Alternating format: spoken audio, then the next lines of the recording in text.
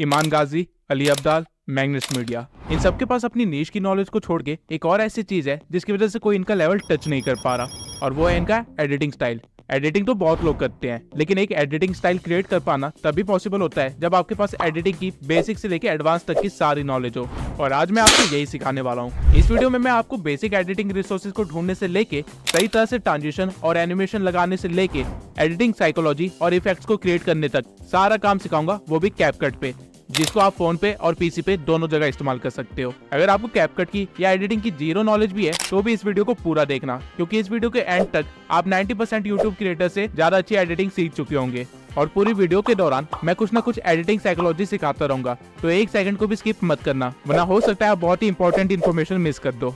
तो स्टार्ट करते हैं रिसोर्सेज को कलेक्ट करने से, जिसमें सबसे पहले आता है,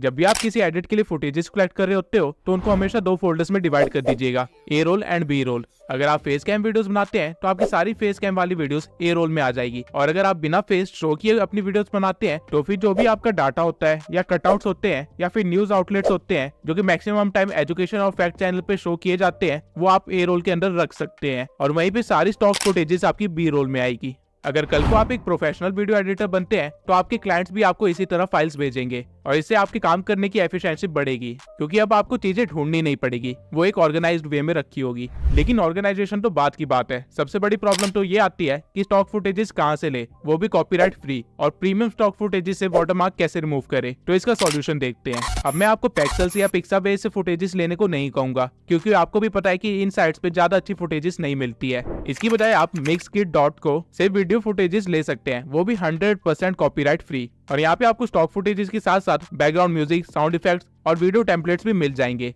लेकिन अगर आपको मिक्सकिट पे अपनी डिजायर्ड क्लिप नहीं मिलती है तो आप एक दूसरी वेबसाइट पे आ सकते हैं जिसका नाम है videvo.net। इस वेबसाइट पे आपको मैक्सिमम क्लिप्स फ्री में मिल जाएगी, लेकिन जिन क्लिप्स के नीचे ये थंडर का साइन है वो प्रीमियम है और उनको आप यूज नहीं कर सकते हैं। अब इन दोनों वेबसाइट्स का आप यूज कर सकते हैं वीडियो क्लिप्स के लिए, लेकिन एक चीज हमेशा ध्यान में रखना कि आप जो भी क्लिप डाउनलोड कर रहे हैं एक बार उसका लाइसेंस जरूर पढ़ लेना। कई क्लिप्स ऐसी होती है जो कि टोटली रॉयल्टी फ्री होती है, जिसको आप यूज भी कर सकते हैं और मोनेटाइज भी कर सकते हैं। वहीं कुछ क्लिप्स ऐसी होती है जिनको आप यूज तो कर सकते हैं और मोनेटाइज भी कर सकते हैं, लेकिन आपको क्रेडिट देना पड़ता है, क्योंकि अगर आपने क्रेडिट नहीं दिया तो आपके चैनल पे फ्यूचर में कभी कॉपीराइट स्ट्राइक आ सकता है। और इन सब के सिवाय कुछ क्लिप्स ऐसी भी होती है जिनको आप यूज तो कर सकते हैं लेकिन कमर्शियल यूज के लिए नहीं, यानी कि वो मोनेटाइज नहीं होंगी, उसके लिए आपको उनकी रॉयल्टी खरीदनी पड़ेगी। लेकिन अगर आप इन सब झंझट में नहीं फंसना चाहते हैं तो एक वेबसाइट ऐसी भी है जो कि stock videos, background music, sound effects का खजाना है, और इसे काफी सारे बड़े बड़े क्रिएटर्स भी इस्तेमाल करते हैं। इस वेबसाइट का नाम है स्टोरीब्लॉक्स। इस वेबसाइट पे आपको एक से एक अच्छी खासी वीडियो क्लिप्स मिल जाएगी, और साथ में कई सारे साउंड इफेक्ट्स और बैकग्राउंड म्यूजिक मिलेंगे जो कि काफी डिफरेंट और काफी यूनिक भी है। लेकिन ये वेबसाइट फ्री नहीं है, आपको पर मंथ एटलीस्ट 2000 पे करने पड़ेंगे इसकी सर्विस के लिए। अगर आपके पास इतने पैसे हैं तो I will really suggest you to buy a subscription, लेकिन ऑब्वियसली क्योंकि आप लोग मेरे सब्सक्राइबर्स हैं तो मैं आपकी जेब से इतने ज्यादा पैसे तो नहीं जाने दूंगा, इसलिए मैंने काफी जुगाड़ करने के बाद अपने नेटवर्क में से एक ऐसा बंदा ढूंढा है जो कि आपको 1500 रुपए में 3 मंथ के लिए स्टोरी ब्लॉग्स का सब्सक्रिप्शन दिला सकता है। अगर आप अपने बिजनेस के लिए पे कर सकते हैं तो मुझे एक ईमेल करिए विद सब्जेक्ट स्टोरी ब्लॉग्स, और पेमेंट के बाद आपको स्टोरी ब्लॉग्स का सब्सक्रिप्शन मिल जाएगा। And I request you all कि प्लीज मुझे फ्री के लिए कोई भी ईमेल मत करना, क्योंकि ये चीज मेरे हाथ में नहीं है। जिस बंदे ने मुझे ये ऑफर दिया है उसने साफ मेंशन किया था कि वो इससे कम डिस्काउंट नहीं दे सकता है किसी भी हालत में, वरना मैं आप लोगों को डायरेक्टली एक्सेस दे देता स्टोरी ब्लॉग्स का। लेकिन अगर आप पे नहीं कर सकते तो निराश होने वाली कोई भी बात नहीं है, क्योंकि इससे भी बेहतर गिफ्ट है मेरे पास आपके लिए, और वो 100% फ्री है। आई स्टॉक, ये भी एक पेड वेबसाइट है जहाँ पे स्टोरी ब्लॉग से भी बेटर क्लिप्स मिलती है। फॉर एग्जाम्पल अगर मैं यहाँ पे सर्च करूँ सोशल मीडिया तो आप देख सकते हैं यहाँ पे स्टॉक फुटेजेस की क्वालिटी कितनी अच्छी है। अब इनमें से आपको जो भी स्टॉक फुटेज चाहिए आपको उसका बस हेडिंग को कॉपी कर लेना है और फिर आ जाना है कैनवा प्रो पे। यहाँ आने के बाद आपको 16:9 की कैनवस को सिलेक्ट करना है और एलिमेंट्स में जाके आपने जो कॉपी किया था उसे पेस्ट कर देना है, और फिर यहाँ से वीडियोस को सिलेक्ट करके थोड़ा सा स्क्रॉल करने के बाद आपको एग्जैक्टली सेम क्लिप मिल जाएगी, जिसको आप कैनवस के साइज पे फिक्स कर सकते हैं और डाउनलोड कर सकते हैं। और अगर आपको एग्जैक्टली सेम क्लिप ना भी मिले तो भी आपको उससे मिलती जुलती काफी सारी अच्छी क्लिप्स मिल जाएगी, जिसको आप टोटली इस्तेमाल कर सकते हैं। लेकिन अगेन आप लोग सोचे होंगे कि आपके पास तो कैनवा प्रो भी नहीं है, तो let me tell you Canva pro का एक्सेस आपको कहीं से भी मिल जाएगा। इवन यूट्यूब पे सर्च करने पे आपको हजारों ऐसी वीडियोस मिल जाएगी जहाँ से आप कैनवा प्रो को ले सकते हैं। और अगर आप इतनी मेहनत नहीं करना चाहते हैं तो मैं आपको एक वेबसाइट बता देता हूँ जहाँ पे आपको कैनवा प्रो का एक्सेस फ्री में मिल जाएगा, बिंगो टिंगो। इस वेबसाइट पे आने के बाद आपको हल्का सा स्क्रॉल करना है और यहाँ पे आपको एक टेम्पलेट मिलेगा गेट कैनवा। आपको इस पे क्लिक करना है, जहाँ पे आपको 1 मिनट वेट करना पड़ेगा और फिर आपको कैनवा प्रो मिल जाएगा। अब ये चीज मैं आपको डिटेल में करके नहीं दिखा रहा हूँ क्योंकि यूट्यूब पे इसके लाखों ट्यूटोरियल ऑलरेडी पड़े हुए हैं, तो आपको कैनवा प्रो कहीं से भी मिल जाएगा। बस आपको एक चीज का ध्यान रखना है कि जो भी क्लिप आपने कैनवा से डाउनलोड की होगी उसको 10 सेकंड से ज्यादा इस्तेमाल मत करना, और क्लिप के साथ कोई वॉइस ओवर या हल्की सी एडिटिंग होना बहुत जरूरी है। आप ऐसा नहीं कर सकते कि कैनवा से सारे क्लिप्स को डाउनलोड कर ले और एक चैनल बना दे जहाँ पे आप स्टॉक फुटेजेस डालते हो और उसे मोनेटाइज करवा ले। वो चैनल कभी ना कभी स्ट्राइक की वजह से टेक डाउन हो जाएगा। कैनवा आपको क्लिप्स तो देता है, लेकिन यूज करने के लिए उस पर आपको हल्की सी एडिटिंग तो करनी पड़ेगी। अब चाहे वो वॉइस ओवर के थ्रू या फिर उसके ऊपर कोई ओवरले या टेक्स्ट या कुछ भी हो सकता है, लेकिन प्लेन क्लिप बिल्कुल भी मत डालना। अब बी रोल्स के लिए आपको वीडियो क्लिप्स तो मिल जाएगी, लेकिन हमारा काम सिर्फ वीडियो क्लिप से नहीं होने वाला है। हमें चाहिए, तो इसके लिए आपको आ जाना है एक वेबसाइट पे जिसका नाम है freepik.com। यहाँ पे आपको आइकन्स को सिलेक्ट कर लेना है और लाइसेंस में आप देख सकते हैं कि यहाँ सारे आइकन्स फ्री है और PNG फॉर्मेट में है। यहाँ पे आपको लोगोस के साथ साथ काफी यूजफुल आइकन्स मिल जाएंगे जो कि आप अपनी वीडियो में इस्तेमाल कर सकते हैं। और अगर आप एसेट्स में सिर्फ आइकन को सर्च करें और लाइसेंस में आके फ्री पे क्लिक कर दे तो यहाँ पे आपको कई सारे आइकन पैक्स भी मिल जाएंगे, वो भी टोटली फ्री, जिनको लेटर ऑन आप ग्लोइंग इफेक्ट भी दे सकते हैं और कुछ ऐसा बना सकते हैं। इसके सिवाय अगर आप इमोजीज का यूज करते हो अपनी वीडियोस में तो वो बोरिंग से येलो इमोजीज इस्तेमाल करने की बजाय आप गूगल पे सर्च कर सकते हैं एनिमेटेड इमोजीज, और गिटहब की वेबसाइट पे आने के बाद आपको यहाँ पे मनपसंद इमोजी मिल जाएंगी, वो भी एनिमेटेड फॉर्म में, जो कि एज अ GIF डाउनलोड होगी, वो भी टोटली फ्री। और ये सारी आपकी वीडियो को बोरिंग से काफी ज्यादा एक्साइटिंग बना देगी।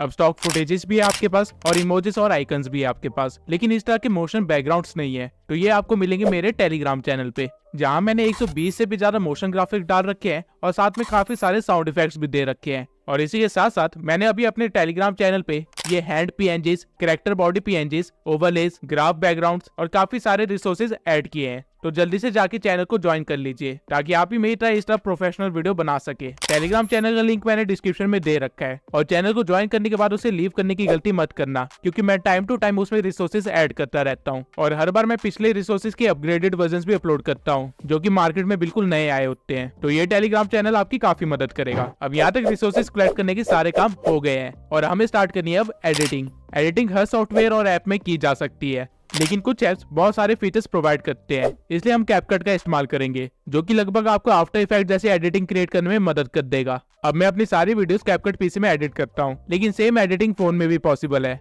और ऐसा मैं इसलिए कह रहा हूँ क्योंकि स्टार्टिंग की कुछ वीडियोस मैंने एक्चुअली में फोन में ही एडिट की थी, और इस ट्यूटोरियल में मैं आपको फोन से ही एडिट करके दिखाऊंगा। एंड इससे पहले कि मैं आपको मेरे जैसे इफेक्ट्स क्रिएट करना सिखाऊं, मैं आपको वो सारे फीचर्स बता दूंगा कैपकट के जो कि एक्चुअली में हम वीडियोस में इस्तेमाल करते हैं, जिसकी वजह से हम एक्चुअली में इफेक्ट क्रिएट कर पाते हैं। और वीडियो के एंड में मैं एक्चुअली में आपको 30 सेकंड की एक क्लिप एडिट करके दिखाऊंगा जो कि एक इंट्रो टाइप होगी, जिससे आपको एक अच्छा सा आइडिया मिल जाएगा कि मैं किस तरह एडिटिंग करता हूँ। और उस 30 सेकंड की क्लिप में मैं जितने हो सकता है उतने सारे फीचर्स को इस्तेमाल करके दिखाऊंगा, ताकि आप कैपकट को भी अच्छे से सीख पाए और साथ में इफेक्ट्स को क्रिएट करना भी अच्छे से सीख पाए। तो शुरू करते हैं। जब भी आप कैपकट ओपन करेंगे आपको एक मेन वीडियो इंपोर्ट करनी पड़ेगी, जो कि आएगी आपकी मेन लेयर पे, जिसको आप यहाँ से प्ले कर सकते हैं। याद रखना आपको हमेशा कैपकट का आउटरो डिलीट करना है। उसके बाद अगर आप इस प्लस पे क्लिक करेंगे और किसी और वीडियो या इमेज को इंपोर्ट करेंगे तो वो इसके बिल्कुल बगल में आ जाएगी, जो कि एक सीक्वल टाइप बना देगी। लेकिन अगर आपको वीडियो के ऊपर कुछ ऐड करना है तो आपको यहाँ ओवरले पे जाना पड़ेगा, और यहाँ ऐड ओवरले पे क्लिक करने के बाद आप कुछ भी इंपोर्ट कर सकते हैं। अब जो भी वीडियो आप इंपोर्ट करेंगे वो आपकी मेन लेयर के ऊपर आ जाएगी, जिसके साइज को आप 2 फिंगर से एडजस्ट कर सकते हैं। अब अगर आप लेयर पे जाके देखेंगे तो ये हमारी लेयर 1 होगी, और अगर आपको इसके ऊपर भी कुछ इमेज या वीडियो डालनी है तो आपको अगेन ओवरले पे जाना पड़ेगा और ऑब्जेक्ट को ऐड करना पड़ेगा, और ये हमारी लेयर 2 होगी। अब मैं आपको बताता हूँ कि लेयर्स को कैसे सेट कर सकते हैं, लेकिन उससे पहले आई होप कि आपको समझ आ गया होगा कि लेयर्स वर्क कैसे करती है। सबसे पहले आपका एक मेन ट्रैक होता है जिसके ऊपर लेयर 1 आती है, और उसके ऊपर फिर लेयर 2, 3, 4 एंड सो ऑन आती रहती है। ऊपर वाली लेयर हमेशा नीचे वाली लेयर को ढकने का काम करती है। अब मान लेते जब आप एडिटिंग कर रहे होंगे तो आपने काफी सारे लेयर्स को ऐड कर लिया होगा, जिसे आप ड्रैग करके चेंज नहीं कर सकते हैं। तो आपको बस क्लिप को सिलेक्ट करना है और लेयर में जाके उसको लेयर नंबर चेंज कर देना है। अब भले ही मेरी क्लिप लेयर 1 पे है और इंस्टा वाली क्लिप लेयर 2 पे, लेकिन जैसे मैं इस क्लिप को लेयर 2 करूंगा इंस्टा PNG हाइड हो जाएगा, क्योंकि कैपकट ने ऑटोमेटिकली इंस्टा PNG को लेयर 1 बना दिया।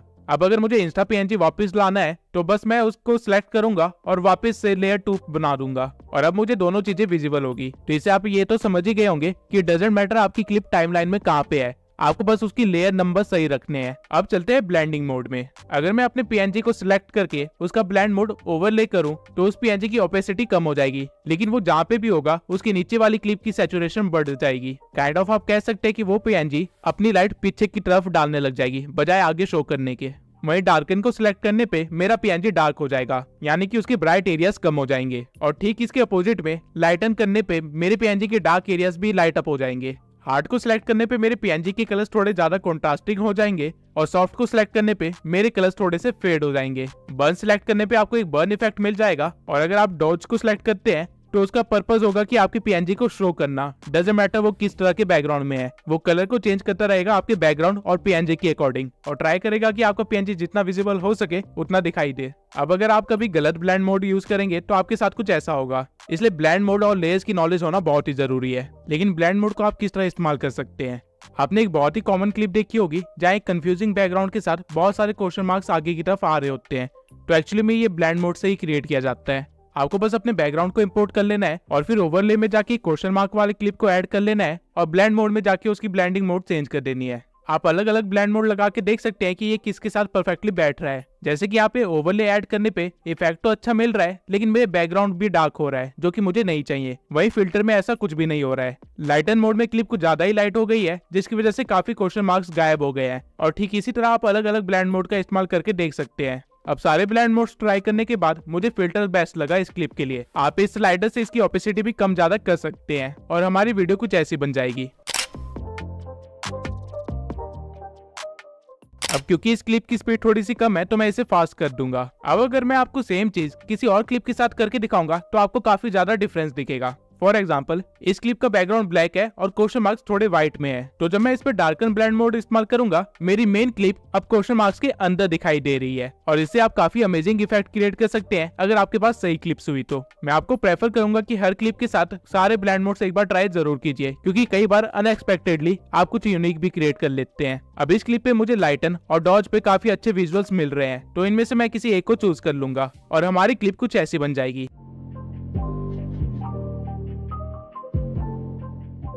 वहीं मेरे पास एक और क्लिप है जिसमें एलिमेंट सिर्फ एक आउटलाइन की तरह है, तो अगर मैं इसके ब्लेंड मोड में जाके अगर बर्न रखता हूं तो आप देख सकते हैं कि कितना यूनिक इफेक्ट क्रिएट हो रहा है। वहीं डॉज में ये काफी सही लुक दे रहा है, तो मैं इसे अप्लाई कर दूंगा और हमारी क्लिप कुछ इस तरह की बन जाएगी।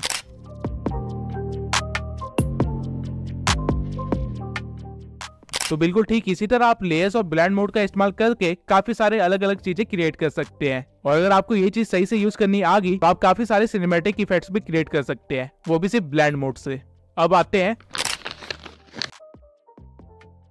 की फ्रेम्स इतनी पावरफुल चीज है कि इसके बिना आफ्टर इफेक्ट जैसा सॉफ्टवेयर भी किसी काम का नहीं है। आप जो भी मूवमेंट या एनिमेशन टाइप देखते हैं उन सब में की फ्रेम का इस्तेमाल किया जाता है, लेकिन एक्चुअल में की फ्रेम्स होते क्या है? अगर मैं इजी वे में एक्सप्लेन करूं तो की फ्रेम का काम होता है डाटा को कलेक्ट करना और अगले डाटा तक यानी अगले की फ्रेम तक उसे स्मूथली कैरी आउट करना। यानी अगर मैं स्क्रीन पे यहाँ पे एक पीएनजी लगा दूं और उसके बाद उसके ऊपर एक की फ्रेम लगा दूं तो ये की फ्रेम इस पीएनजी का सारा डाटा कलेक्ट कर लेगा कि ये पीएनजी स्क्रीन पे कहाँ पे है, कितने एक्सिस पे है, इसका साइज कितना है, इसका कलर क्या है और साथ में जितनी भी प्रॉपर्टीज आप इमेजिन कर सकते हैं उस सबको ये कलेक्ट कर लेगा। और इस पीएनजी को थोड़ा सा आगे बढ़ा के मैं एक की फ्रेम और लगा दूं और इस पीएनजी के साथ थोड़ी छेड़छाड़ करूं तो ये वाला की फ्रेम नए डाटा को कलेक्ट करेगा, यानी कि इस पोजीशन पे इस पीएनजी की क्या क्या प्रॉपर्टीज है उसे कलेक्ट कर लेगा। और जब मैं वीडियो को प्ले करूंगा तो इस की फ्रेम से लेके उस की फ्रेम तक जो भी चेंजेस हुए हैं उसे ये स्मूथली रन आउट करेगा और इस तरह आप एक एनिमेशन और मूवमेंट को क्रिएट करते हैं।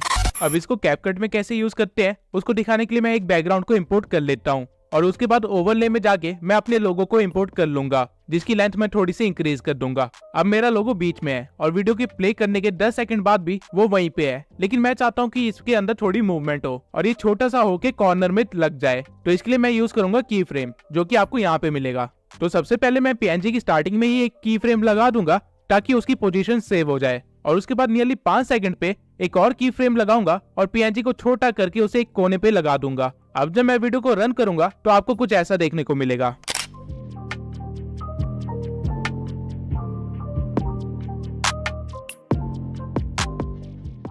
अब आपने नोटिस किया कि 5 सेकंड के बाद मेरा पीएनजी वहीं पे रुका रह गया, क्योंकि उसके लिए अब वो की फ्रेम ही ओरिजिनल वैल्यू थी। अब आई होप कि आपको की फ्रेम के बेसिक कॉन्सेप्ट तो समझ आ गए होंगे और इससे आप हजारों और लाखों इफेक्ट्स क्रिएट कर सकते हैं। लेकिन जब आप की फ्रेम को यूज करेंगे तो हो सकता है आप कुछ गलतियां करें और आपका टाइम वेस्ट ना हो, इसलिए मैं कुछ और चीजों को एक्सप्लेन कर देता हूँ। अब इस क्लिप में मान लेते हैं आप चाहते हैं कि पहले आपका लोगो साइड में जाए और फिर एंड में ओरिजिनल पोजीशन पे वापस आ जाए। तो इसके लिए आप क्या करेंगे, आप अपने लोगो को सिलेक्ट करेंगे और उसके एंड में आके एक और की फ्रेम लगा देंगे और फिर अपनी पोजीशन को चेंज करके उसे बीच में रख देंगे जहाँ पे वो स्टार्टिंग में था। और प्ले करने पे आपको कुछ ऐसा दिखेगा। स्टार्टिंग में ये कॉर्नर में जाना स्टार्ट करेगा और 5 सेकंड के बाद वो डायरेक्टली बीच में आना स्टार्ट कर देगा बिना रुके। लेकिन अगर आप चाहते हैं कि ये कोने में जाके कुछ सेकंड के लिए रुके और फिर वापस आ जाए, तो आपको कोने वाले की फ्रेम के पास आना है और उसके कुछ सेकंड की दूरी पे ही एक और की फ्रेम दे देना है और पोजीशन में फर्क ना आए इसलिए लास्ट वाले की फ्रेम को डिलीट कर देना है। अब मैं चाहता हूं कि 5 से लेकर 7 सेकंड तक ये लोगो यहीं पे कोने में बना रहे, तो मैं यहाँ पे एक की फ्रेम डाल दूंगा और उसके बाद लास्ट में आके एक फाइनल की फ्रेम लगा दूंगा और लोगो को दोबारा बीच में ले आऊंगा। अब वीडियो प्ले करने पे हमें कुछ ऐसा इफेक्ट मिलेगा। पहले ये कोने पे जाएगा, फिर वहीं पे रुकेगा और फिर वापस अपनी लोकेशन पे आ जाएगा। अब मैं बताता हूँ कि हमने कितने की फ्रेम्स लगाए। सबसे पहला की फ्रेम हमने अपनी ओरिजिनल लोकेशन को सेव करने के लिए लगाया था। उसके बाद यहाँ पे हमने दूसरा की फ्रेम लगाया जिससे हमारा लोगो कोने में पहुंच गया। तीसरा की फ्रेम हमने कुछ सेकंड्स के बाद लगाया, लेकिन हमने लोगो की प्रॉपर्टीज को चेंज नहीं किया, तो अगर बैक एंड में कोई ट्रांजिशन हुई भी है तो वो विजुअली हमें नहीं दिखाई देगी। लेकिन की फ्रेम लगाने पे उसने डाटा कलेक्ट जरूर किया। और फिर लास्ट में आके मैंने एक और की फ्रेम दिया जहाँ पे मैंने लोगों को उसको ओरिजिनल पोजीशन पे ले आया। अब आई होप आपकी की फ्रेम के सारे बेसिक्स क्लियर हो गए होंगे। अब की फ्रेम से एक छोटा सा एनिमेशन मैं आपको अभी के अभी बना के दिखाता हूँ। तो स्टार्टिंग में मैं अपने लोगो को ऊपर भेज दूंगा और एक की फ्रेम लगा दूंगा। उसके बाद 2 सेकंड की करीब मैं एक दूसरा की फ्रेम लगाऊंगा और अपने लोगो को बीच में ले आऊंगा। अगर आपने किसी पीएनजी या क्लिप पे एक बार की फ्रेम लगा दिया है तो दूसरी बार आपको की फ्रेम लगाने की जरूरत नहीं है। जब भी आप उसकी पोजीशन या प्रॉपर्टीज को चेंज करेंगे तो की फ्रेम अपने आप ही लग जाएगा। अब इस वीडियो में थोड़ा सा और आगे बढ़ने के बाद मैं एक और ओवरले को ऐड करूंगा और उसे भी ऊपर भेज दूंगा और थोड़ा सा आगे बढ़ने के बाद उसे भी बीच में ले आऊंगा। अब जब स्टेप ग्रो का लोगो बीच में आया तो मैं चाहता हूँ कि मेरा लोगो साइड में चला जाए। तो जैसे स्टेप ग्रो का लोगो बीच में आया है, मैं अपने लोगो को सिलेक्ट करूंगा और की फ्रेम लगा के अपने लोगो को एक साइड में रख दूंगा। अब इसे क्या एनिमेशन बनेगी ये देख लेते हैं।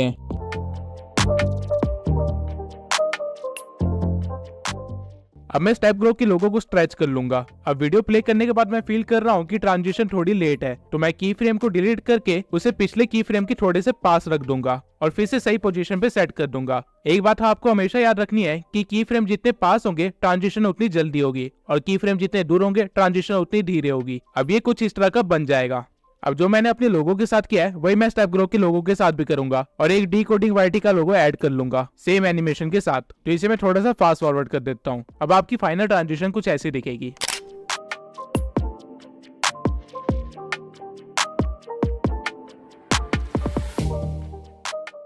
अब अगर मैं चाहता हूं कि कुछ सेकंड्स के बाद हम तीनों का लोगो एक साइड में आके लग जाए, तो मैं पहले अपने लोगो को सिलेक्ट कर लूंगा और फिर जहाँ पे ये खत्म हुआ है वहां पे जाके एक की फ्रेम लगा के अपने लोगो की टाइमिंग थोड़ी सी बढ़ा दूंगा। अब मुझे फास्ट ट्रांजिशन करनी है तो दूसरा की फ्रेम में थोड़ा सा पास ही लगाऊंगा और पोजीशन चेंज कर दूंगा। बिल्कुल सेम वे में ही मैं स्टेप ग्रो और डिकोडिंग वाईटी के लोगो को भी स्ट्रेच कर दूंगा और चेक करूंगा कि मैंने अपने लोगो में की फ्रेम कहाँ लगाया है और वहीं पे उन दोनों के लोगो में भी की फ्रेम लगा दूंगा और उनको सही सही जगह पे रख दूंगा। इसके बाद जब मैं वीडियो रन करूंगा तो कुछ ऐसी ट्रांजिशन बन जाएगी जहाँ पहले मेरा लोगो आता है, फिर स्टेप ग्रो का लोगो आता है, फिर डिकोडिंग वाईटी का लोगो आता है और फिर हम तीनों का लोगो एक लाइन में लग जाता है। अब ठीक इसी तरह आप की फ्रेम का सही तरीके से इस्तेमाल करके इवन 3D इफेक्ट्स भी बना सकते हैं, जैसा कि आपने मेरी वीडियोस में देखा होगा। और ये एग्जैक्टली करते कैसे है ये वीडियो के लास्ट में मैं आपको करके दिखाने वाला हूँ। लेकिन उससे पहले अगर आपको अपनी की फ्रेम्स के बीच की ट्रांजिशन को थोड़ा और स्मूथ करना है तो आपको अपनी की फ्रेम को सिलेक्ट करना है और यहाँ पे ग्राफ वाले ऑप्शन पे आ जाना है और यहाँ पे आपको काफी सारे ग्राफ्स मिल जाएंगे जो कि एक्चुअल में मूवमेंट्स की स्पीड को शो कर रहे हैं। तो आपको इन एनिमेशन के लिए इजी इन 3 को चूज कर लेना है और आउट एनिमेशन के लिए इजी आउट 3 को, और फाइनल एनिमेशन कुछ ऐसा हो जाएगा।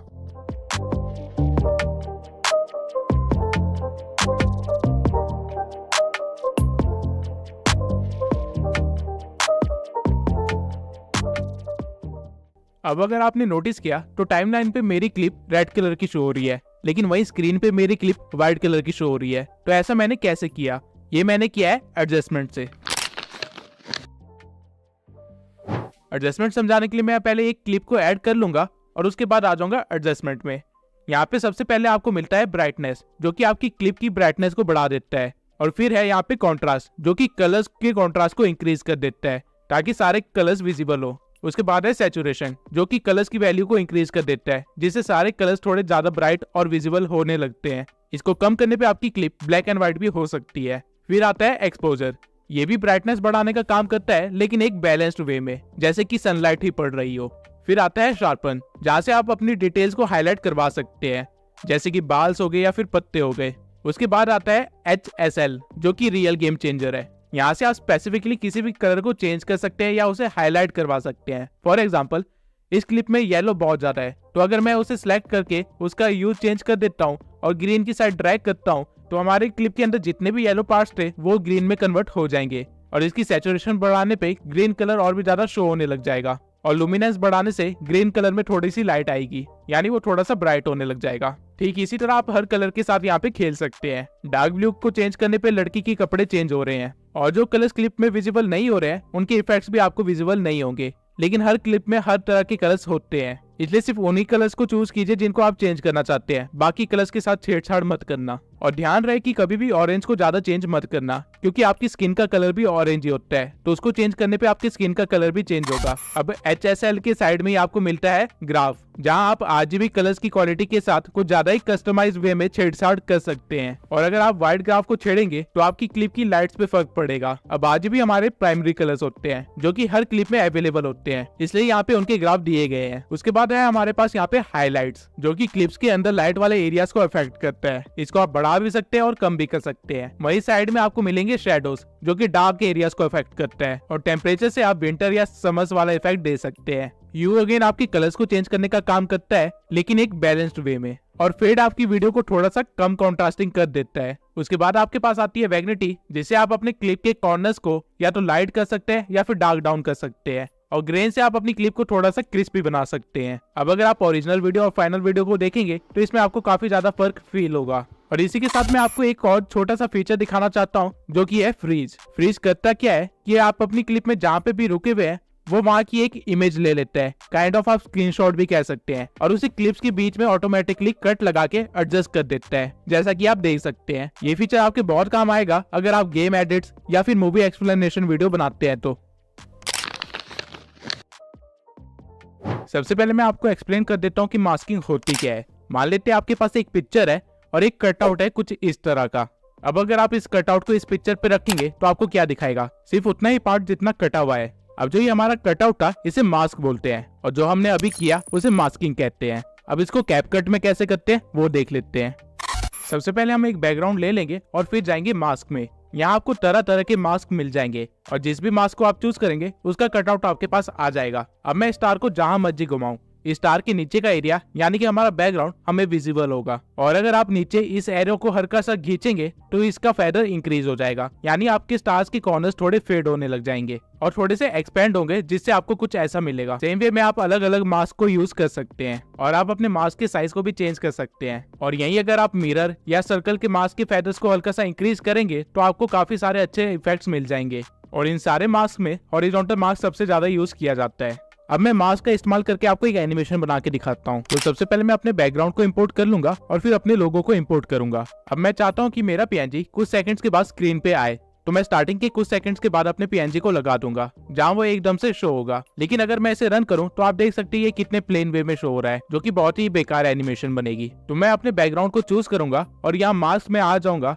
और रेक्टेंगल मास्क को चूज कर लूंगा और इसे पूरा स्केल कर दूंगा ताकि स्टार्टिंग में मेरा कोई भी सीन कटआउट ना हो। और फिर लगा दूंगा एक की फ्रेम। उसके बाद हम थोड़ा सा आगे बढ़ेंगे जहां मेरा लोगो अपीयर होगा, और उससे पहले भी एक की फ्रेम लगा देंगे क्योंकि मुझे एक फास्ट इफेक्ट चाहिए। और फिर थोड़ा सा आगे बढ़ के जैसे ही मेरा लोगो अपीयर होता है वहां मैं एक और की फ्रेम लगा दूंगा और फिर एडजस्टमेंट में जाके एक्स एक्सिस और वाई एक्सिस को कम कर दूंगा। अगेन एक रेक्टेंगल बना लूंगा जिसको मैं 2 फिंगर से हल्का सा टिल्ट करके डायगोनली रख दूंगा और फेदर को इंक्रीज कर दूंगा कुछ इस तरह, जिसके बाद हमारी एनिमेशन कुछ इस तरह की बन जाएगी।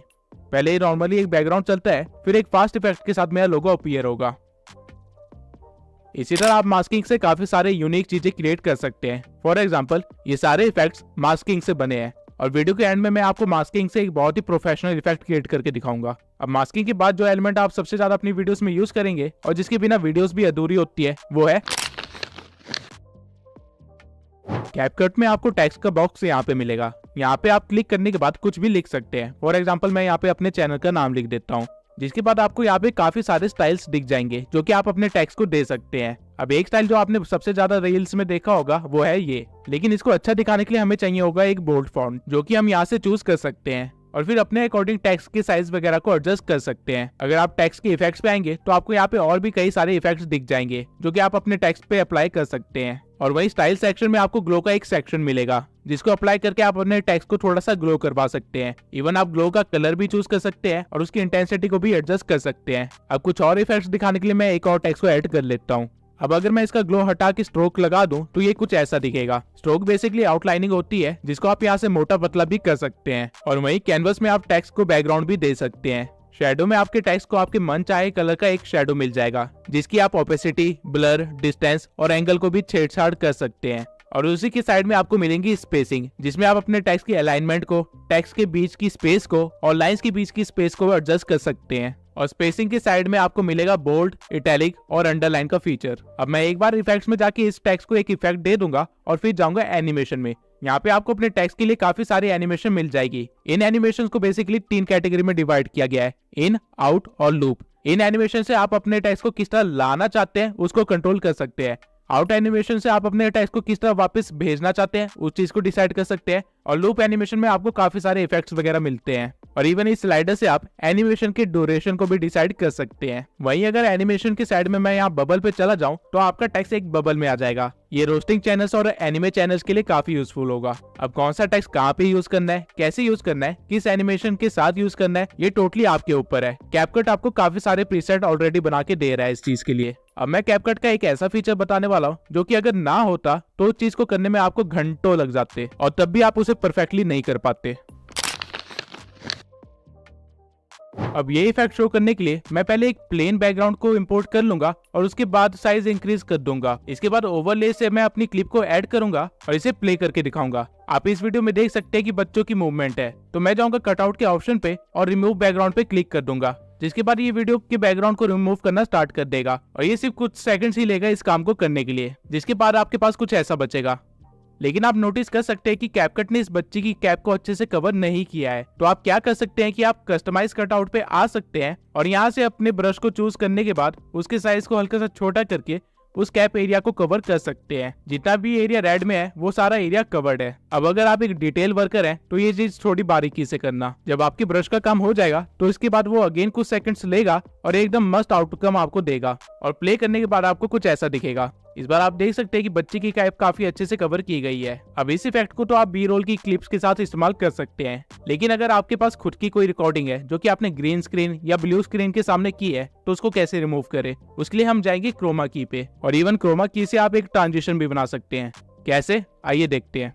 सबसे पहले आपको एक क्लिप को लेयर 1 पे रख देना है और उसके बाद अपनी ग्रीन स्क्रीन वाली क्लिप को लेयर 2 पे रखना है और उसको स्क्रीन के साइज के अकॉर्डिंग फिट कर देना है। फिर आपको आना है कटआउट पे और यहाँ से क्रोमा की को चूज करना है और फिर ग्रीन कलर को पिकअप करके आपको इंटेंसिटी को इंक्रीज करना है, जिससे ग्रीन कलर रिमूव होना स्टार्ट हो जाएगा। और शेडो से आप अपने ग्रीन स्क्रीन के पास वाले एलिमेंट्स को बचा सकते हैं। अब आप देख सकते हैं कि जो क्लिप हमने लेयर 1 पे रखी थी वो हमें शो हो रही है टीवी के पीछे। अब आप चाहें तो लेयर 1 की क्लिप की साइज के साथ खेल सकते हैं और उसे परफेक्टली फिट बैठवा सकते हैं और रन करने पे ये काफी अच्छा इफेक्ट बन गया है। अब इससे आप ट्रांजिशन कैसे बना सकते हैं वो देखते हैं। पहले आपको अपनी ग्रीन स्क्रीन को चूज कर लेना है और फिर की फ्रेम देना है। उसके बाद थोड़ा सा आगे बढ़ के आपको एक और की फ्रेम देना है और ग्रीन स्क्रीन के साइज को इतना बड़ा कर लेना है कि वो आपके पूरे कैनवस को कवर कर ले। और फिर आपको सेम काम लेयर 1 वाली क्लिप के साथ करना है। सही सही जगह पे की फ्रेम देके आपको इसके साइज को भी बढ़ा देना है, जिसके बाद अगर आप वीडियो को प्ले करेंगे तो आपको कुछ ऐसा जूम इन वाला ट्रांजिशन मिलेगा।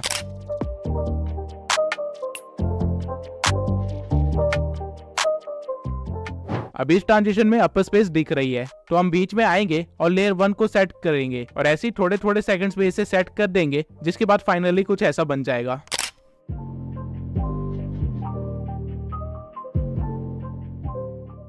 अब कैपकट की जितने भी बेसिक फीचर्स थे जो कि इफेक्ट्स क्रिएट करने में काम आते हैं, उनके बेसिक्स और इन्फॉर्मेशन मैंने आपको दे दी है। अब हम कुछ ऐसे इफेक्ट्स क्रिएट करेंगे जो कि आपने मेरी वीडियोस में बहुत ज्यादा देखा होगा, और साथ ही में मैं आपको अपनी वीडियो का कुछ हिस्सा बना के दिखाऊंगा एज अ सैंपल। आपने इस तरह की काफी रील्स देखी होंगी जहाँ डांस स्टेप्स या म्यूजिक बीट के साथ कैमरा भी हिलता है, लेकिन ये क्रिएट कैसे करते हैं आइए देखते हैं। सबसे पहले मैं एक बैकग्राउंड क्लिप को ऐड कर लूंगा जहाँ पे एक बंदा ब्रेक डांस कर रहा है। अब आप देख सकते हैं कि कैमरा की मूवमेंट बहुत ही कम है और हमारे डांसर की मूवमेंट काफी ज्यादा। तो इसे रील जैसे बनाने के लिए हम जाएंगे कैमरा ट्रैकिंग पे और यहाँ पे फेस को चूज करके हम स्टार्ट ट्रैकिंग पे क्लिक कर देंगे, जिसके बाद कैपकट ये ट्राई करेगा कि हर टाइम वो बंदे के फेस को स्क्रीन के बीच में रखे और इस चीज के लिए वो हमारे कैमरा को बार बार शिफ्ट करेगा और स्केलिंग वगैरह के साथ भी थोड़ा छेड़छाड़ करेगा। आप बैकग्राउंड में देख सकते हैं कि आपकी क्लिप के साथ क्या हो रहा है। ये कुछ सेकंड्स का टाइम लेगा और आपको एंड में रिजल्ट कुछ ऐसा देगा। अब आप देख सकते हैं कि उसने बैकग्राउंड को कितना ज्यादा हिलाया है और क्योंकि मेरा ब्लर कैनवस ऑन है इसलिए बैकग्राउंड ब्लैक नहीं दिख रहा है, लेकिन ऐसे तो हमारी वीडियो खराब हो जाएगी। तो इसे बचाने के लिए आप क्या कर सकते हैं कि आप फिट कैनवस को ऑन कर सकते हैं, जिससे आपकी क्लिप थोड़ी सी क्रॉप तो हो जाएगी लेकिन काम हो जाएगा। अब एक चीज आपको हमेशा ध्यान में रखना है, अगर आप ऐसी कोई वीडियो शूट कर रहे हैं तो आपको हमेशा उसे वाइड एंगल में शूट करना है, ताकि अगर वीडियो को बाद में क्रॉप करना भी पड़े तो भी आपकी मूवमेंट छुपे ना। अब आप देख सकते हैं कि हमारी कैमरा की मूवमेंट कितनी ज्यादा हो गई है और वो हमारे कैरेक्टर की मूवमेंट से भी मैच हो रही है। अब इसे थोड़ा सा और प्रोफेशनल बनाने के लिए हम जाएंगे इफेक्ट्स में और वीडियो इफेक्ट्स में जाके वाइब्रेशन फ्लैश को चूज कर लेंगे और इसकी स्पीड और ग्लो को थोड़ा सा बढ़ा देंगे, रेंज को थोड़ा सा कम कर देंगे और इसी वीडियो की स्टार्टिंग में लाके पूरी वीडियो पे स्ट्रेच कर देंगे और हमारे पास कुछ ऐसा क्रिएट हो जाएगा।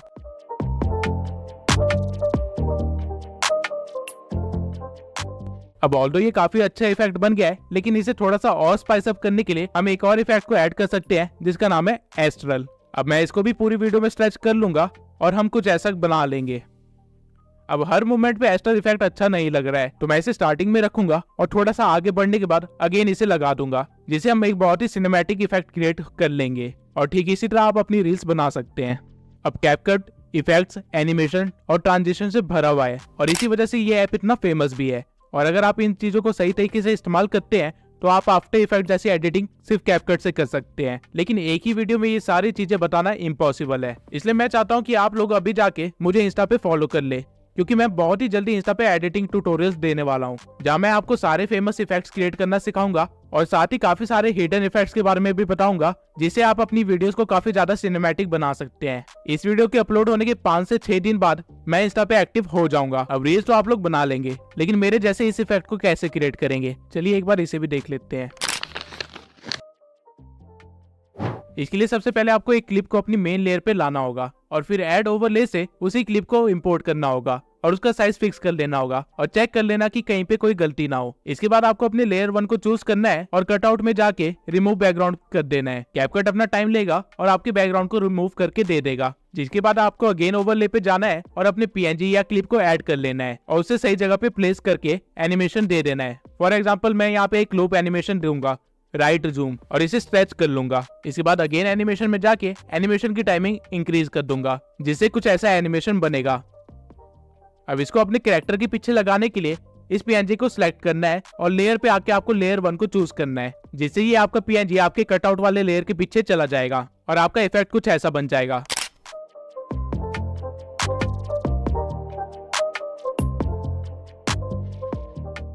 अब ऑल्दो ये काफी अच्छा इफेक्ट बन गया है, लेकिन इसमें थोड़ा सा और वीडियो इफेक्ट देके इसे हम और इंटरेस्टिंग बना सकते हैं। आपको इफेक्ट्स में आके एज ग्लो को चूज कर लेना है और ऑब्जेक्ट में जाके अपने पीएनजी वाले ओवरले पे डाल देना है और इसे स्ट्रेच कर देना है। अब अगर हमारा पीएनजी ग्लो कर रहा है तो हमारा बैकग्राउंड थोड़ा सा डार्क होना चाहिए, तभी एक अच्छा कॉन्ट्रास्ट बन पाएगा। तो इसके लिए हम दोबारा जाएंगे वीडियो इफेक्ट्स पे और यहाँ से स्मार्ट शार्प को चूज कर लेंगे और इसे भी स्ट्रेच कर लेंगे, जिसके बाद हमारी फाइनल क्लिप कुछ ऐसी बनेगी।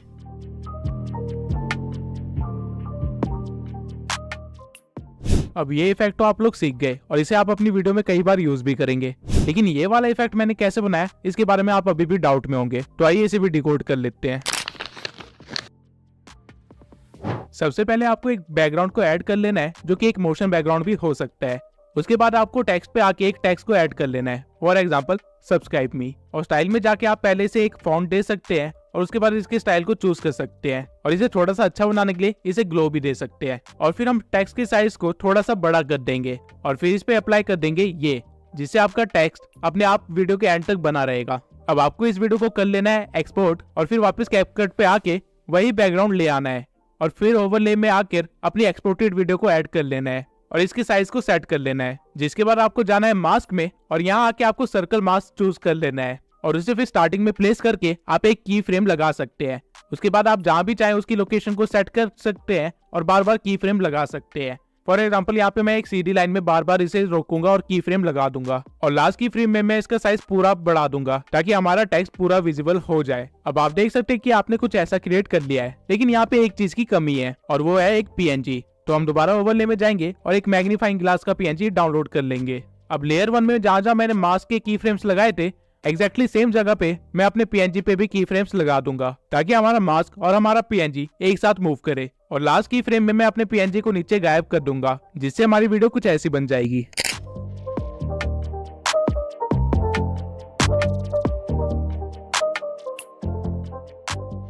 अब इन सारी की फ्रेम्स की ट्रांजिशन को स्मूथ करने के लिए मैं इनके ग्राफ में जाऊंगा और इजी आउट 3 अप्लाई कर दूंगा। ये आप अपने दोनों लेयर्स के साथ कर सकते हैं और एंड में ये एक काफी स्मूथ ट्रांजिशन बन जाएगा।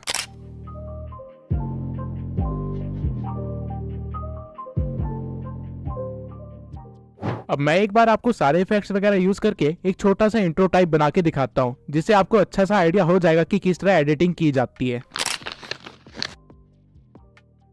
तो सबसे पहले आपको एक बैकग्राउंड को ऐड कर लेना है और उसके रेशियो को 16:9 कर देना है ताकि YouTube पे सही फॉर्मेट में अपलोड कर सके। उसके बाद आपको बैकग्राउंड को थोड़ा सा स्ट्रेच करना है और उसको स्क्रीन पे सही जगह सेट कर देना है। इसके बाद में एडजस्ट में जाके हल्का सा कॉन्ट्रास्ट इंक्रीज कर देना है, ब्राइटनेस कम कर देनी है और एक्सपोजर को पूरा कम कर देना है और शार्पनेस को थोड़ा सा बढ़ा सकते हैं और ग्राफ में हल्की सी डार्कनेस को बढ़ा सकते हैं। इसके बाद हम ऐड करेंगे ओवरले ईमान गाजी का और इस ओवरले की ड्यूरेशन को थोड़ा सा बढ़ा देंगे। फिर करेंगे हम इसकी एनिमेशन की फ्रेम से।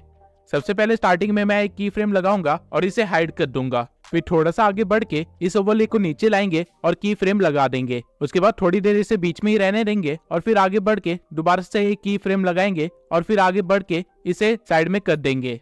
अब ओवरले की जरूरत मुझे पूरे 30 सेकंड पड़ेगी, तो मैं इसे स्ट्रेच करके बढ़ा दूंगा। अब जहां हमने पिछले की फ्रेम दिए थे वहीं से हमें ग्राफ में जाना है और इजी आउट 3 को चूज कर लेना है, तो आपकी एनिमेशन कुछ इस तरह की बन जाएगी।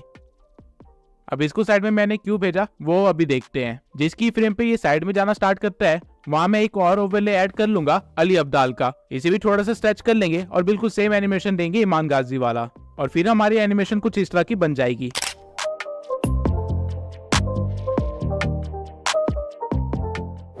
अब जहां से अली अब्दाल साइड में जाना स्टार्ट करता है वहां हम एक और ओवरले ऐड करेंगे और मैग्नेट्स मीडिया के लोगों को ऐड कर लेंगे और इसके साथ भी हम सेम सीन करेंगे। अब हमारी फाइनल एनिमेशन कुछ इस तरह की होगी, जहाँ एक के बाद एक 3 लोगोस आते हैं और बीच में थोड़ी देर के लिए रुकते हैं। अब ये थोड़ी देर बीच में रुके क्यों थे? क्योंकि यहाँ पे हमें टेक्स्ट ऐड करना है, तो हम जाएंगे टेक्स्ट पे और ईमान गाजी लिख देंगे और एक बोल्ड फॉन्ट चूज कर लेंगे और फिर इसे स्टाइल में जाके हल्का सा ग्लो दे देंगे और इसकी इंटेंसिटी को थोड़ा सा कम कर दूंगा। इसके बाद मैं एनिमेशन में जाऊंगा और इन एनिमेशन में जाके ग्लिच एनिमेशन दे दूंगा और इसकी ड्यूरेशन को थोड़ा और कम कर दूंगा और फिर आउट एनिमेशन में जाके अगेन मैं ग्लिच को चूज करूंगा और उसकी ड्यूरेशन को भी कम कर दूंगा और उसके बाद बाहर आके टाइमलाइन में मैं टेक्स्ट की ड्यूरेशन को कम कर दूंगा, जिसके बाद हमें कुछ ऐसा देखने को मिलेगा। अब सेम चीज मैं अली अब्दाल और मैग्नेट्स मीडिया के साथ भी करूंगा और एंड में हमारे पास कुछ ऐसा क्रिएट हो जाएगा।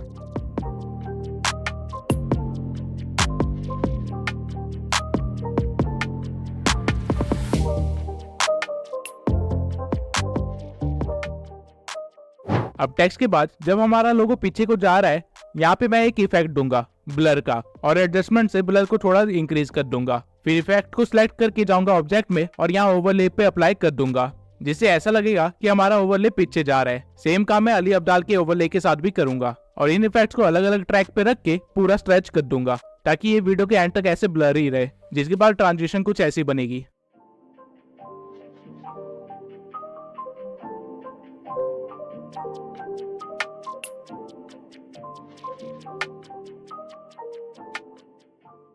अब ये तो था नॉर्मल सा फोकस इफेक्ट, लेकिन अब अगर हमें चाहिए कि हम इसे 3D में कन्वर्ट करें तो वो कैसे करेंगे? तो इसलिए आपको मैग्नेट मीडिया के टेक्स्ट से थोड़ा सा आगे आना है और अपने बैकग्राउंड को जूम कर लेना है, काफी ज्यादा। पूरा जूम नहीं करना है लेकिन काफी ज्यादा जरूर करना है और फिर एक की फ्रेम लगा देना है। अब जहाँ आपने की फ्रेम लगाया है वहीं पे आपको सारे ओवरलेस पे भी की फ्रेम लगा देना है ताकि ट्रांजिशन में कोई फर्क ना आए। उसके बाद फिर से आपको मेन बैकग्राउंड को सिलेक्ट करना है और थोड़ा सा आगे बढ़ के एक और की फ्रेम दे देना है और अपने बैकग्राउंड को जूम आउट कर लेना है। फिर सेम जगह पे आपको सारे ओवरलेस पे की फ्रेम देना है और उनके साइज को छोटा करना है। अब मैग्नेट्स मीडिया ने काफी ज्यादा स्पेस ले रखी है, तो सबसे पहले मैं इसे ही छोटा करूंगा और फिर इसके अकॉर्डिंग मैं बाकी 2 ओवरलेस को भी छोटा करके इनके पीछे रख दूंगा। अब एक बार प्ले करके देखते हैं कि हमने क्या क्रिएट किया है।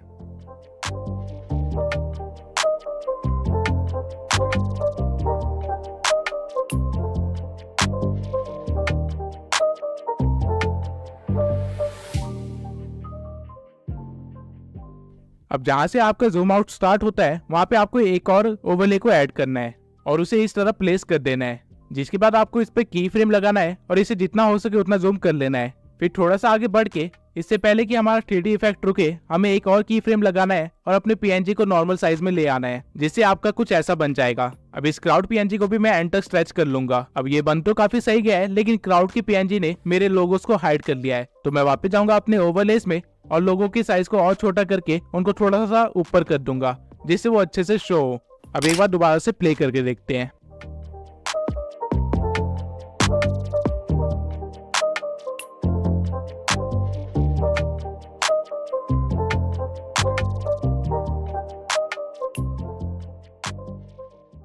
अब इफेक्ट तो काफी अच्छा बन गया है, लेकिन इनकी ट्रांजिशन को स्मूथ करने के लिए मैं हर जगह इजी आउट 3 लगा दूंगा।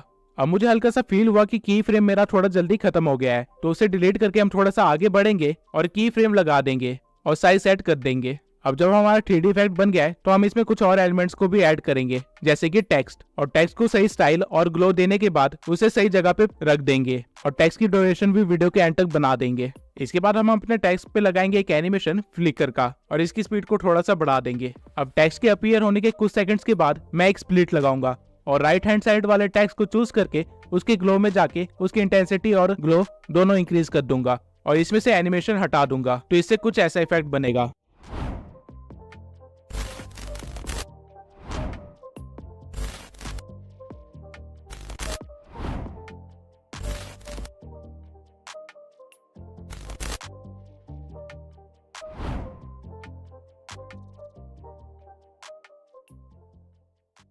अब इसको थोड़ा और अच्छा करने के लिए आप अपने क्राउड वाले PNG को चूज कर सकते हैं और एडजस्ट में जाके उसकी सैचुरेशन -50 कर सकते हैं और फिर जब टेक्स्ट का फ्लिकर बंद हो तो वहां पे एक स्प्लिट लगा सकते हैं और सैचुरेशन को दोबारा से बढ़ा सकते हैं, जिससे कुछ ऐसा बन जाएगा।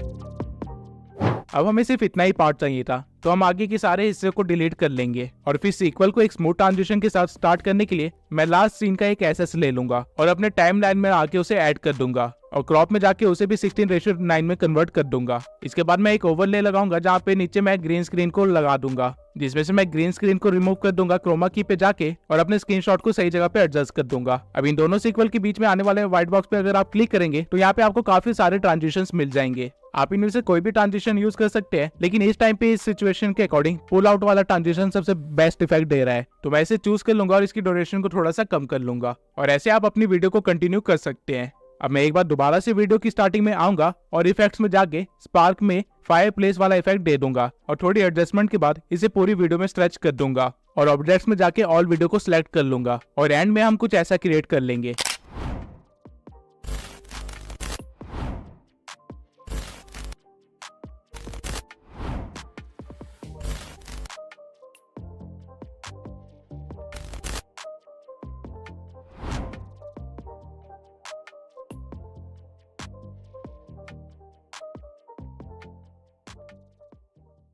अब आपने एडिटिंग के बेसिक से लेके काफी अमेजिंग इफेक्ट्स बनाने तक का काफी कुछ सीख लिया है, लेकिन ये कैसे पता चलेगा कि कहाँ पे क्या सीन क्रिएट करना है, या फिर कुछ नया और अनोखा कैसे क्रिएट करे, या फिर खुद का एडिटिंग स्टाइल कैसे क्रिएट करे जैसे कि बड़े क्रिएटर्स ने किया है। तो मैं आपको बताता हूँ कि एक एडिटर की साइकोलॉजी क्या होती है। अगर आप एक न्यू एडिटर है जिससे ज्यादा कुछ एडिटिंग का नहीं आता है, तो बजाय इसके कि आप टाइम पे एडिट कंप्लीट करें, आपको ये देखना चाहिए कि आप क्या क्या नए इफेक्ट्स क्रिएट कर सकते हैं और किस तरह उन इफेक्ट्स को अपनी वीडियो में इस्तेमाल कर सकते हैं। मैंने जिस एडिटिंग के साथ ये चैनल स्टार्ट किया था वो मैंने सिर्फ 7 दिन में ही सीखा था और ये इसलिए पॉसिबल हो पाया था क्योंकि जब मैं अपनी वॉइस ओवर को सुन रहा था तो मैं दिमाग में एक वीडियो क्रिएट कर रहा था जहाँ मैं इमेजिन कर रहा था कि वॉइस ओवर के इस पार्ट पे कुछ इस तरह के सीन आएंगे। अब ऑल्दो मुझे नहीं पता था कि वो सीन्स कैसे क्रिएट करते हैं और ना ही मेरे अंदर एडिटिंग स्किल्स थी, लेकिन स्टिल मैं अपनी इमेजिनेशन पे लिमिटेशन नहीं लगाता था और होता ये था कि जब मैं एडिटिंग करने बैठता था तो मुझे वो सीन क्रिएट करने ही होते थे, डजंट मैटर मुझे कितना टाइम लगे। कई बार मैंने 2 सेकंड के सीन के लिए 2-2 घंटे भी निकाले हैं। जब मैं एडिटिंग करने बैठता था तो मैं उन सीन्स को कैसे क्रिएट कर सकते हैं और जिस सॉफ्टवेयर पे मैं एडिट कर रहा हूँ उस पे कैसे क्रिएट कर सकते हैं, इसके कई सारे ट्यूटोरियल्स देखता था, जिसकी वजह से मैं वो इफेक्ट्स क्रिएट कर पाता था। और इसी तरह मैंने 7 दिन के अंदर इतनी अच्छी एडिटिंग सीख ली थी। और इवन 7 दिन के बाद जब मैंने अपनी पहली वीडियो अपलोड करी और उसके बाद जब मैंने 3 वीडियो एडिट कर ली थी और मेरी एडिटिंग स्टाइल में जितना फर्क आया है वो आप खुद जाके देख सकते हैं। सेम चीज मैं आज तक फॉलो करता हूँ और इसलिए मेरी एडिटिंग इतनी इंप्रूव होती जा रही है टाइम के साथ। और अगर आप भी एक अच्छे एडिटर बनना चाहते हैं तो मैं आपको प्रेफर करूंगा कि आप इसी चीज को फॉलो करें। आपका मेन फोकस हमेशा इफेक्ट क्रिएट करने में होना चाहिए, टाइम डजंट मैटर, क्योंकि एक बार आपने इफेक्ट क्रिएट कर लिया तो उसको आप कई बार अलग अलग वे में इस्तेमाल कर सकते हैं। ये सारी चीजें टोटली आपकी इमेजिनेशन पे है। लेकिन अब आप कहेंगे कि हम तो इमेजिन भी नहीं कर पाते किस टाइम पे क्या सीन लाए, तो इसके लिए मैं आपको एक ही चीज सजेस्ट करूंगा कि आप थोड़ा और कंटेंट कंज्यूम करना स्टार्ट करें। आप अपनी निश में काफी सारे चैनल्स को देखें और साथ में अलग निश के चैनल्स को भी देखें कि वो किस तरह एडिट करते हैं। जब आप अच्छा खासा कंटेंट कंज्यूम करेंगे तो आपका दिमाग अपने आप काम करना स्टार्ट कर देगा कि इस टाइम पे मेरे को कुछ ऐसा सीन चाहिए होगा और फिर आपको बस उसको क्रिएट करना होगा। और अगर आप कोई चीज इमेजिन कर सकते हैं तो उसे क्रिएट भी कर सकते हैं। अपनी इमेजिनेशन पे गलती से भी लिमिटेशन मत लगाना, ये सोच के कि मुझे नहीं आता क्रिएट करना या फिर मेरे पास तो ये सॉफ्टवेयर ही नहीं है। आपको बस इतना देखना है कि आप वो चीज सोच सकते हैं या नहीं, क्रिएशन हो जाएगी। अब खुद का एडिटिंग स्टाइल कैसे क्रिएट करें, तो सबसे पहले तो ये पता होना चाहिए कि एक एडिटिंग स्टाइल होता क्या है। एडिटिंग स्टाइल बेसिकली इफेक्ट्स के एक थीम को फॉलो करना होता है। फॉर एग्जांपल अली अब्दाल अपने एडिटिंग स्टाइल में पेपर फोल्ड का इस्तेमाल करता है। उसके सारे टेक्स्ट या पीएनजी पेपर फोल्डिंग या अनफोल्डिंग इफेक्ट के साथ आते हैं। वहीं ईमान गाजी ने रिसेंटली अपना एडिटिंग स्टाइल चेंज किया है और उसने 2D मोशन ग्राफिक्स का इस्तेमाल करना स्टार्ट कर दिया है, जहां वो ए रोल एंड बी रोल का इस्तेमाल करता है और बी रोल में वो 2D मोशन ग्राफिक्स दिखाता है। और वहीं मैग्नस मीडिया का एडिटिंग स्टाइल है 3D कैमरा ट्रैकिंग, जहां वो स्मूथ ट्रांजिशन करता है अपने कैमरा ट्रैकिंग से और उसकी पूरी वीडियो इसी तरह चलती रहती है। सेम वे में आप भी अपना एक एडिटिंग स्टाइल क्रिएट कर सकते हैं। अपना खुद का एडिटिंग स्टाइल क्रिएट करने के लिए आपको बस ये देखना है कि आप किन चीजों का सबसे ज्यादा इस्तेमाल करते हैं अपनी वीडियोस में। हर वीडियो में एटलीस्ट ये चीजें तो इस्तेमाल होती है, A roll, B roll, text, transition, background and PNGs. तो अगर आप इन चीजों के लिए कोई इफेक्ट क्रिएट कर सकते हैं या फिर खुद एक्सपेरिमेंट करके या फिर 3-4 लोगों क्रिएटर्स को देख के उनका कुछ मिक्स करके बना सकते हैं, तो आप खुद का एडिटिंग स्टाइल भी बना सकते हैं। अब ये एक काफी लंबा प्रोसीजर है और मुझे भी 15 से ज्यादा वीडियोस लगी अपनी एडिटिंग स्टाइल को चेंज करने में, और अभी भी मैं अपने एडिटिंग स्टाइल को क्रिएट करने में लगा हुआ हूँ। तो इसमें आपको जल्दबाजी करने की कोई जरूरत नहीं है, क्योंकि एडिटिंग एक लर्निंग प्रोसेस है। आप कभी भी एडिटिंग को ये नहीं कह सकते कि मैंने पूरी एडिटिंग सीख ली है, क्योंकि जब भी आपको लगेगा आपको सब कुछ आता है, आपको और कई सारे इफेक्ट्स, ट्रांजिशन और सॉफ्टवेयर वगैरह मिल जाएंगे जो कि आपको इस्तेमाल करने नहीं आते होंगे। अब आई होप ये वीडियो देखने के बाद आप एक नूब एडिटर से प्रो एडिटर तो बन ही गए होंगे। और मैंने ट्राई किया है कि मैं जितना ज्यादा हो सके उतने सारी चीजें कवर कर सकूं, लेकिन एक वीडियो में हर चीज कवर नहीं की जा सकती है। और अगर आपको लग रहा है मैंने अपने एडिटिंग स्टाइल को ज्यादा डिकोड नहीं किया है, तो आप थ्राइव ट्यूबर के चैनल को देख सकते हैं। उन्होंने मेरे एडिटिंग स्टाइल पे काफी सारी वीडियोस बनाई है और वो काफी यूजफुल भी है। तो अब आ जाते हैं वीडियो के सबसे अवेटेड पार्ट के लिए, जो की है गिव अवे। तो पिछले गिव अवे का विनर जिसने हमारे से एक बोया माइक जीता है वो है सिंपल ग्रो 1। तो मैं सिंपल ग्रो 1 से रिक्वेस्ट करूंगा कि वो मुझे इंस्टा पे अपना एड्रेस भेज दे ताकि मैं उनको माइक डिलीवर कर सकूं। और इस वीडियो के गिव अवे में मैं आपको देने वाला हूं ब्लूटूथ ईयरबड्स। गिव अवे में पार्टिसिपेट करने के लिए आपको बस चैनल को सब्सक्राइब करना है और एक अच्छा सा कमेंट लिख के छोड़ देना है। विनर अगली वीडियो में अनाउंस होगा। आई होप ये वीडियो आपके लिए काफी यूजफुल रही होगी, और अगर एक्चुअल में ये आपके लिए यूजफुल थी तो मैं आपके रिव्यूज जरूर जानना चाहूंगा। मिलते हैं अगली वीडियो में।